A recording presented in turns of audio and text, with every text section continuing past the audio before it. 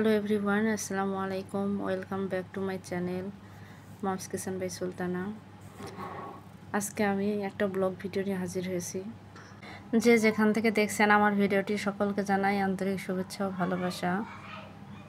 ভিডিওর শুরুতেই বলছি, কেটে কেটে দেখবেন না প্লিজ।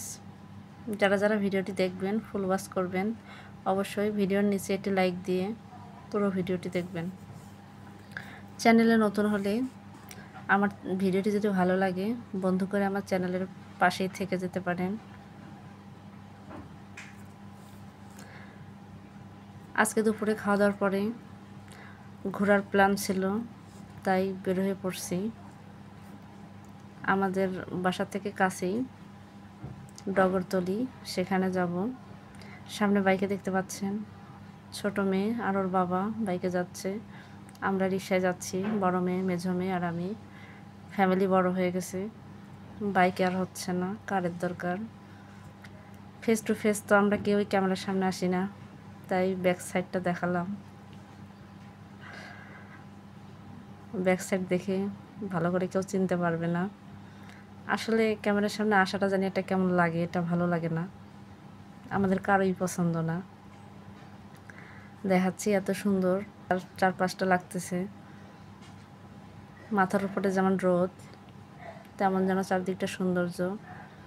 গ্রামের যে একটা পরিবেশ, যেখানে যাচ্ছি সেটা একটা বিল, কোনো হাওর না, একদম নিরিবিলি একটা পরিবেশ। প্রায় প্রতিদিনে ছুটিতে আসলে ঘুরতে যাওয়া হয়, তা আমি প্রতিদিন যেতে পারি না। আমি এখন একটু ব্যস্ত হয়ে পড়ছি বেশি। এই জায়গাটা যে আমার এত ভালো লেগেছে, ছোট একটা রেস্টুরেন্ট, পানির উপরে একদম, খুব ভালো লেগেছে। ভেবেছিলাম ফেরার সময় এখানে ঢুকবো, একটু ভিডিও করব, খাওয়া দাওয়া করে চলে যাব, বাট সম্ভব হয় নাই, লেট হয়ে গেছিলো অনেক, সেজন্য আর করতে পারি নাই। তাই যেতে যেতে যতটুকুন ভিডিও করছি সেটুকুনই শেয়ার করতেছি আপনাদের সাথে।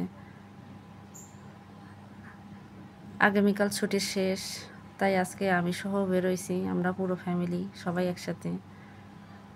মেয়েরা তো প্রায় প্রতিদিনই ঘুরছে, আমি আজকে আসছি, যে আমরা চলে আসছি ডগরতলি, যে জায়গাটা বললাম। একদম সূর্যটা দেখতে পাচ্ছেন কী অবস্থা, প্রচণ্ড রোদ আজকে। দুই পাশে পানি আর পানি, পানির মধ্যেখানে একটা রাস্তা। এই বিলে নৌকায় ঘুরতে 1 ঘন্টায় 150 টাকা লাগে। এই যে নৌকা, বড় মেয়ে নৌকায় চড়বে, আর এত কচুরিপানা। আমি ভাবলাম এই নৌকায় যদি আমরা চড়ি, কিন্তু আমরা কিভাবে যাব? আমি তো পানি প্রচণ্ড ভয় পাই, চড়তে চাই নাই, কিন্তু না চললে আর হইল না। কচুরিপানাগুলো অবশেষে সরিয়ে সরিয়ে এভাবে নিয়ে যাচ্ছিল। আমি তো ভাবতেই পারি নাই এটাও কি সম্ভব, এই কচুরিপানার ভিতর দিয়ে যাওয়া যায়। অবশেষে পানির মধ্যেখানে চলে আসলাম। আমি তো ভীষণই ভয় পাই পানি, কিছু করার নাই, বাচ্চার আবদার রাখতে তো হবেই। আমি যদি একা একা রাস্তায় অপেক্ষা করতাম, এটা আপনাদের ভাইয়ের কাছে একদমই ভালো লাগতো না। বলেছিলাম একবার, সে বলে সমস্যা নাই, আমি আছি, আসো। নৌকায় থেকে নামার পরে যখন বললাম বাবা আমি বেঁচে গেছি, তখন বলল যে আগে যদি জানতাম তাহলে তো পানির মধ্যে তোমাকে একটা ধাক্কা দিয়ে দিতে হতো। কেমন পানি ভয় পাও, ভয়টা একবারে ভেঙে যেত। বাসায় এসে দুটো 3 পিস কিনছিলাম, সেটা শেয়ার করি আপনাদের সাথে। আমি আমার কাজকর্ম, আমার রান্না বান্না, আমার ছোট ছোট ভালো লাগা, সব কিছু মিলেই আপনাদের সাথে শেয়ার করি। তাই ভাবলাম যে দেখাই। যখন কিনলাম তখন তো ভিডিও করা হয় নাই, আসলে কেনার সময় আমি ছিলাম না, আপনাদের ভাইয়াই কিনে এনেছে। ওর চয়েসটাই আমার কাছে মনে হয় বেস্ট, ও যেটা নিয়ে আসে সেটাই আমার ভালো লাগে অনেক। কেমন হয়েছে আমার 3 পিস দুইটা বলবেন। এটা একদমই সুতি, বিশাল বড় ওড়না সঙ্গে, এক কথা অনেক বড় সড়ো 3 পিস। এর সাইডের থেকে যে কাপড়টা বাঁচবে সেটা দিয়ে আমি কি করব সেটাও আপনাদের সাথে শেয়ার করব। আমি কিন্তু থ্রি পিসের সাইড থেকে যে টুকরা কাপড়টা বের হয় সেটা কাজে লাগাই। আমার ছোট ছোট বেবি আছে, কখনো ওদের জামা বানাই বা অন্য কোনো কাজে লাগাই। এই থ্রি পিস যখন আমি সেলাই করব সেটা সেলাই ভিডিও আপনাদের সাথে শেয়ার করব।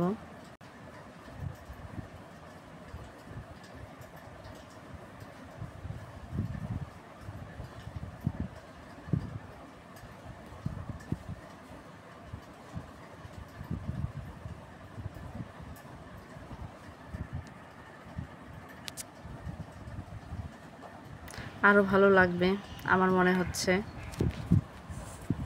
সেটাও আপনাদের সাথে আমি শেয়ার করব ইনশাল্লাহ।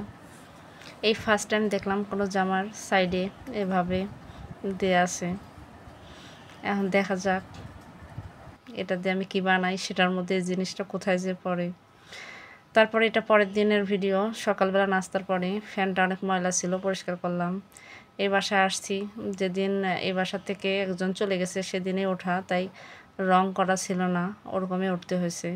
দেয়ালের অবস্থা একদম 12টা। কত ময়লা, বিছানা দেখে বুঝতে পারতেছেন। এগুলো তো ময়লা পড়ে গেছে, 2 মাস এগুলো পরিষ্কার করতে পারি নাই।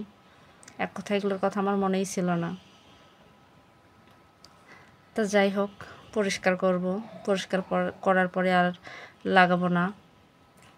নিশ্চয় ভাবছেন কেন লাগাবো না, কারণ আমাদের পোস্টিং হয়ে গেছে। আর 1 বছর এখানে থাকতে চাইছিলাম, বাট চলে যেতে হবে। আপনাদের ভাইয়া ছুটিতে আসলে ছুটিটা ভাগাভাগি হয়ে যায়, আর যেতে না পারলে বাবা মার জন্য ওরও খারাপ লাগে। আর সন্তান যদি বাবা মার কাছে না যায়, বাবা মাও কষ্ট পায়। তাই ভাবলাম যে আমরাই যদি চলে যাই তাহলে এক ছুটিতে বাবা মা বউ বাচ্চা সকলকে একসাথে পাবে, এটা চিন্তা করে চলে যাব।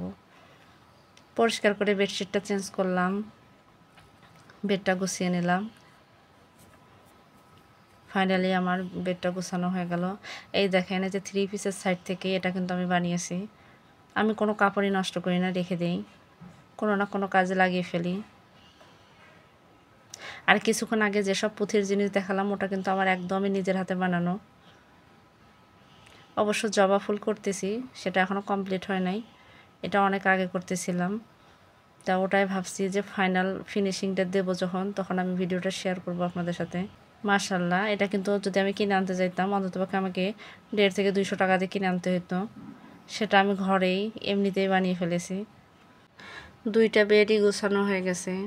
আমি একটা ছোট ফ্ল্যাটের মধ্যে থাকি, বাসাটা আসলে ভাড়া বাসা, এই জন্য শেয়ার করতে চাই না। ঘর গুছাতে গুছাতে রান্নাও করেছিলাম, সিম ভর্তা করেছি, মাছ ভুনা করছি। শুধুমাত্র আজকে আপনাদের ভাইয়ার জন্য তরকারি রান্না করছি, কালকে রান্না করেছিলাম সেটা আছে, আমার তো সেটা হলেই হয়ে যাবে। মাংস রান্না করছি, পুঁটি মাছ চচ্চড়ি, সালাদ। আর ভাবলাম চলে যাবে, ওকে এরকম করে কে খাওয়াবে। আজকে যা খেতে চাই তাই রান্না করে ফেলি।